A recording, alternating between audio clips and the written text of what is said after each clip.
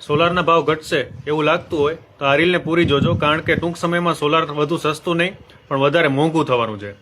આપણે middle class હંમેશા weight કરતા હોઈએ કે થોડુંક સસ્તું થાય પછી લઈએ, પણ સોલાર એ એવું ડિસિઝન છે કે જેટલું જલ્દી તમે લેશો એટલું તમે ફાયદામાં રહેશો અને જેટલું લેટ કરશો એટલું તમે નુકસાનમાં રહેશો. સોલારના ભાવ કેમ વધવાના છે? તો ગવર્મેન્ટની સબસિડી છે એ લિમિટેડ છે, એ લાઈફ ટાઈમ નથી.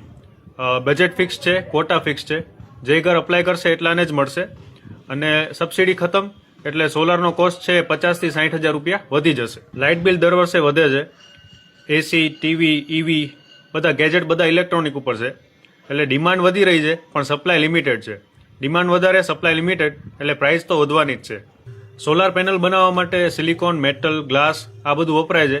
એનો ભાવ ગ્લોબલ માર્કેટમાં ઓલરેડી વધી રહ્યો છે. અને ઇન્વર્ટર, બેટરી, વાયરિંગ આ બધું ઇમ્પોર્ટ ડિપેન્ડન્ટ છે, એટલે કોસ્ટ વધશે. એ કોસ્ટ આપણા કસ્ટમર સુધી જ આવવાનો છે, એટલે એ ભાવ વધારો આપણે જ સહન કરવાનો છે. સોલાર લગાડવાનો ફાયદો એ છે કે લાઇટ બિલ ઓલમોસ્ટ ઝીરો થઈ જાય છે. 3000 કે 6000 સુધીનું લાઇટ બિલ તમારું ઝીરો થઈ જાય છે અને 20 થી 25 વર્ષ સુધી તમને ફ્રીમાં ઇલેક્ટ્રિસિટી મળતી રહે છે.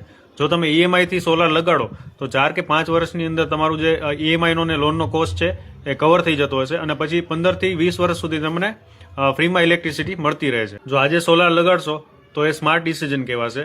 જો મોડેકથી લગાડશો તો એ સ્માર્ટ ડિસિઝન તો હશે પણ એ ડિસિઝન થોડુંક તમને મોંઘું પડશે. તો જો તમે સોલારને કન્સિડર કરતા હોય તો વહેલી તકે સોલાર લગાડી લો, સબસિડીનો લાભ લઈ લો અને આવા જ બેઝિક નોલેજવાળા વિડીયો જોવા માટે મને ફોલો કરી લો.